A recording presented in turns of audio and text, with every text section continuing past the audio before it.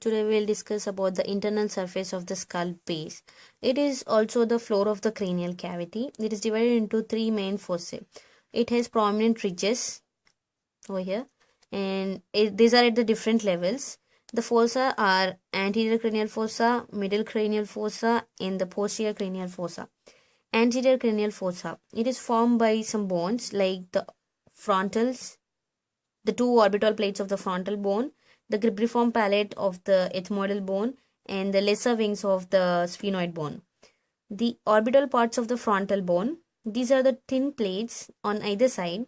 They form the roof of the two orbits. They separate the orbit from the frontal lobe. The frontal lobes of the brain are separated over here. And they are separated in the middle line by a narrow notch where cribriform plate of the ethmoidal bone is seen.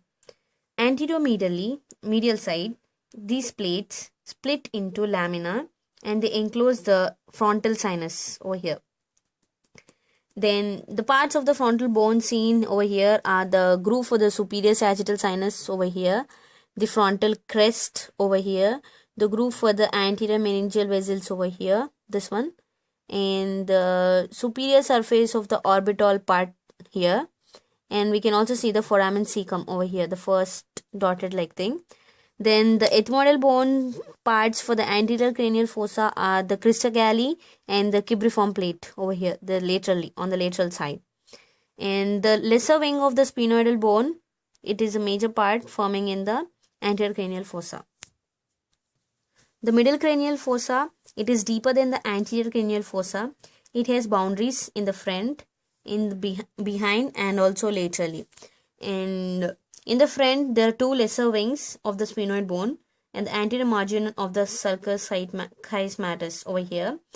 Behind the superior borders of the petrous part of the temporal bone, and laterally we can see the greater wings over here, the greater wings of the sphenoid bone and the squamous part of the temporal bone. It is divided into the medial parts and the lateral parts. The medial part of the middle cranial fossa, this one, this is elevated and forms the sella turcica where the pituitary gland is deposited. It has tuberculum sellae, it has sulcus chiasma, it has posterior wall of the sella turcica over here. This is over there the dorsum sellae and the superior lateral angles of the posterior clinoid process are seen.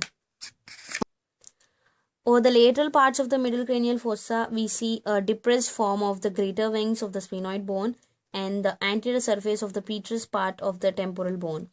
The greater wing of the sphenoidal bone, this is separated from the lesser wing by a superior orbital fissure over here, and it has three foramina: the foramen rotundum, the foramen ovale, and the foramen spinosum over here. And the greater wing, it also has a groove for the middle meningeal artery, the well marked prominent groove over here.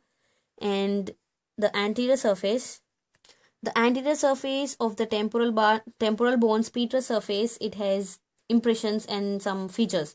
It has a trigeminal impression for the trigeminal nerve. It has arcuate eminence over here, this one, and the tegmentum tympani over here near the tympanic bone on the either side. It has hiatus and the groove for the this trigeminal impression, this one, the same thing over here, and the groove for the superior petrosal sinus internally, and the foramen lacerum over here.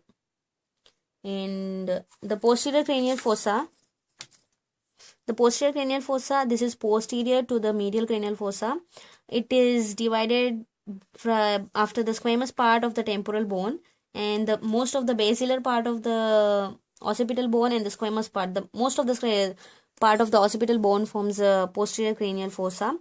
Parietal bone also forms part of the posterior cranial fossa. The parietal bones, meningeal artery, the masseter angle, everything that comes under the posterior cranial fossa.